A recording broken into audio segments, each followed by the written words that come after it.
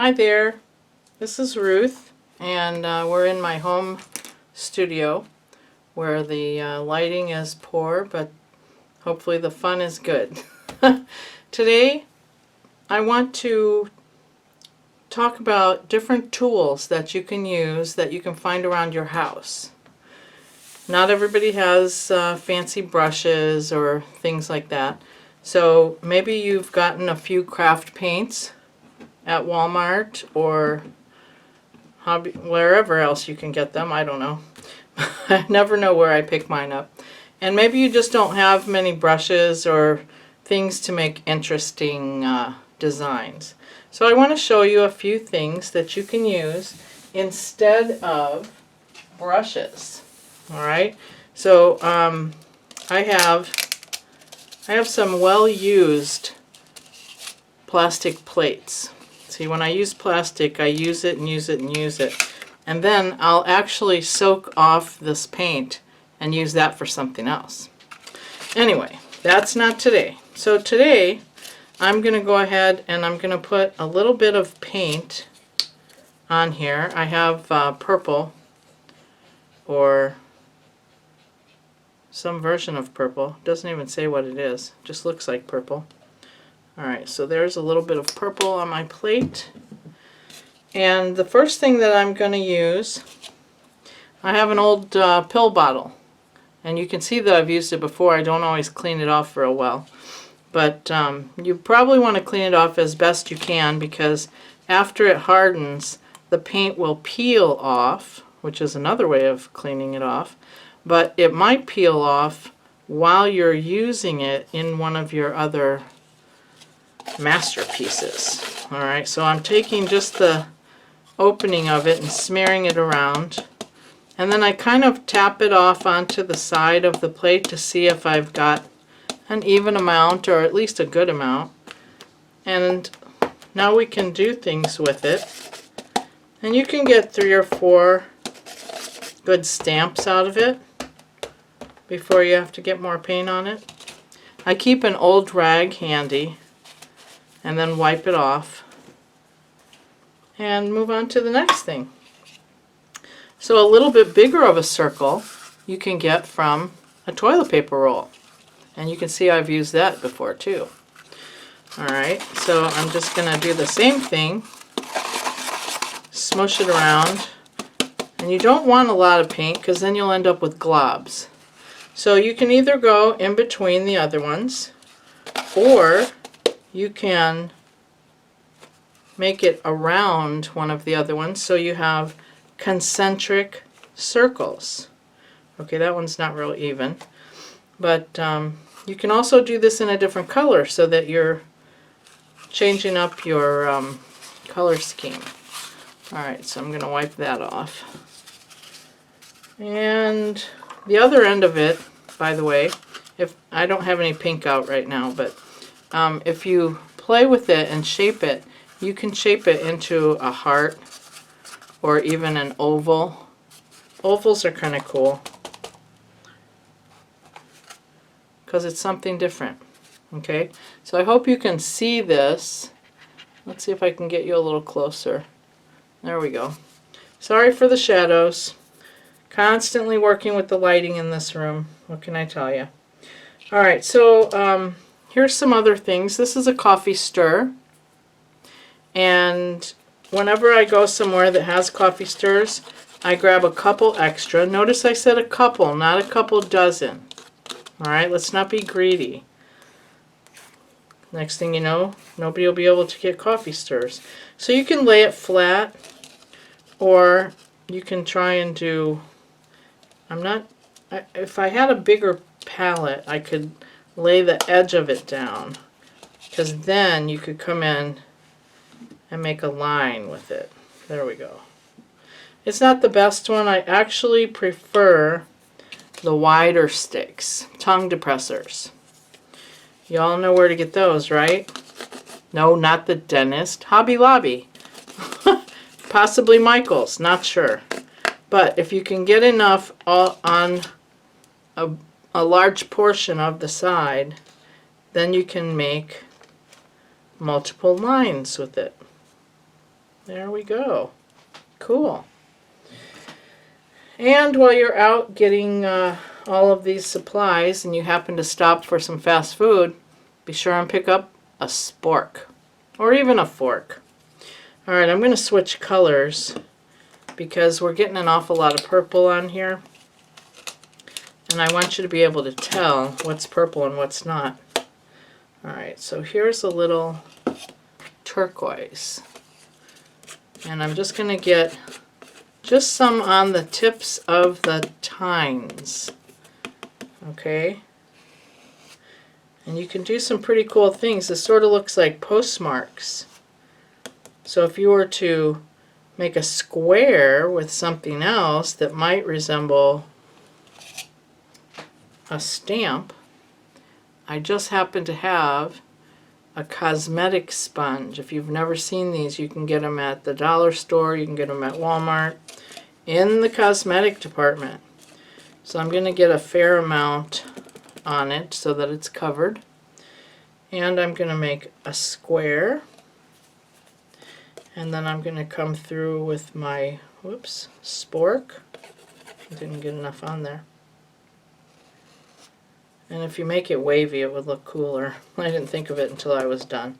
Alright, so there, we'll do some wavy, and we'll do some square, and it kind of looks like a postage stamp with the little wavy stuff. Okay, now these cosmetic sponges are kind of cool because not only can you use that side, but you can use this side, and you can use this side. Probably not all at once, but they come in a package of like 6 or 12 or something like that. So you can actually make a nice big flower out of it. I think I'm going to scoot on over to this side and we'll make a flower over here. Let's see, how far up can you see? We'll go there. Right in the middle. 1, 2, 3, 4, 5, 6. I know even numbers are usually better, but I didn't do it that way. Now, if you turn it to the end, it's a very small, but I have made flowers out of those. Now we'll do one more right there. There's 7. Okay, now you just need a little circle in the middle, or a bunch of circles, but I've used Q-tips a lot in my paintings, and in this case it's going to be the center of that flower. In this case we'll probably fill it in, and let's see, where'd that purple go? Here it is. I know it's off camera, sorry, but there, now we have a center for that flower. So Q-tips are really cool for making dots. One of the things that you might want to do while you're picking up paint is give it a twirl, because you get some of those cotton pieces wanting to hang off and create little hair-like things. So these are kind of cool. I've used them to make snowflakes and all kinds of other stuff. Set that down there. Alright, this was a cutting mat. I bought a 3-pack of cutting mats at Walmart, and it was like $4, and I think I'll be cutting up these mats for life. I have pieces everywhere. So you can use it. So a lot of times they talk about using a credit card, but I just got, I don't know if you can see that. There we go. Got some turquoise paint on the edge, and you can make lines with it. I'm not very good at it because I don't use these very often for that. But I do have one that I thought I put out. Let's see. Oh, here it is. Okay. This one, I took a pair of pinking shears and cut a jagged edge. So, look at that. You can even see in the palette what it does. Yes, sirree. Yes, sirree. Let's pick up some purple with it. I love these two colors together. They're just very cool. Alright, and I have another color by Master's Touch. This is turquoise green. I'm going to add some of it. It's a little bit darker of a turquoise. It'll make a nice contrast since I've pretty much depleted the turquoise on that plate. So I've just added that little dollop there. Now, I only have a couple more things. Oh, let's see. Here's some more circle things. Back over here on this page, we were doing circles.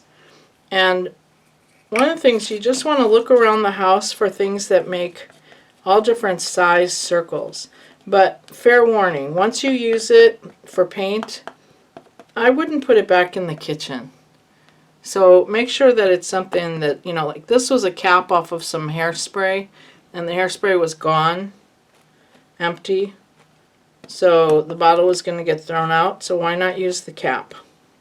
Okay? And that's pretty cool. It fits inside the medicine bottle shape that we had. So I'm going to wipe that off over there on my rag. And then I have, I hate to say this, but it's a little Tupperware bowl. It's like a pill carrier bowl. And I don't know if it's the same size as something else down there, but I'm going to give it a shot. Let's put it right here.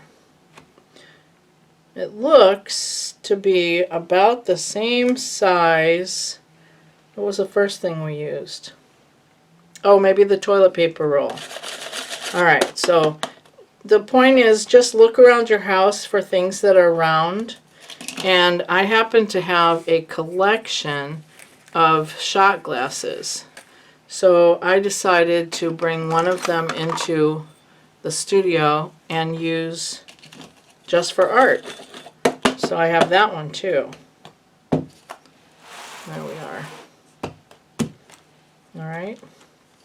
Let's see if it goes over. Yeah, it goes over the toilet paper roll. Whoops. Here it is here. Oh, you can't see that there. So it's the turquoise one on the outside. Here it is again. Okay. And not only can you put it down straight, you can put it down, and if you have enough paint on it, you can drag it, and it makes really cool. I don't have enough paint on here. I really need to put more paint on here. Okay. I'll put some more on the purple plate over there. And I'm just kind of putting it on the rim and then squishing it around, down, and slide. I almost had enough on it. Probably wasn't even, but it makes this really cool, oh well. Yeah, it's kind of neat. Didn't exactly do it the way I've done before. Okay, this is a new one. I have absolutely no idea if or what this will do, but I thought, why not? I have a ton of these. So I'm just going to tap it down into the paint. It's got two tiny little areas. Whoops. And it just might make two tiny little lines. Look at that. That's kind of neat. And it makes it in twice or half the amount of time because it has twice the surface to paint with. Yeah, I'm liking that. I like that a lot. Cool. And I'm going to make sure I wipe that off because I want to use that again. Okay. Alright, so this I bought yesterday because I saw it at Walmart and I thought, wow, that is bound to make some really cool patterns. Now it's pretty big. So I think it was like, it was either $1.88 or it was $2.44 at Walmart. One of those, because I was looking at a bunch of things over there. So I'm going to do this. I mean, look how easy you can cut it. You don't have to use things the way they come. Alright. So this I have for a small area, and this I have for a larger area. So I'll take the small one. We'll move over here to the page that has more room on it. And in this case, let's see. I'm going to use one of these plastic mat pieces to scoop up some paint. Got some paint on it. And I'm going to lightly go across the top. It's got this honeycomb pattern. Now, it hasn't had paint on it before, so it's not quite sure about it. But I think with a couple passes, and notice I'm trying to not get it in the holes, because that would just be a waste. All we're going to want to do is make a print of what's sticking out, the honeycomb. Oh yeah. Oh yeah. That is cool. I like that a lot. Okay. And if you have what I call a wipe-off sheet, you can just keep pressing it until you can get it mostly off before you have to.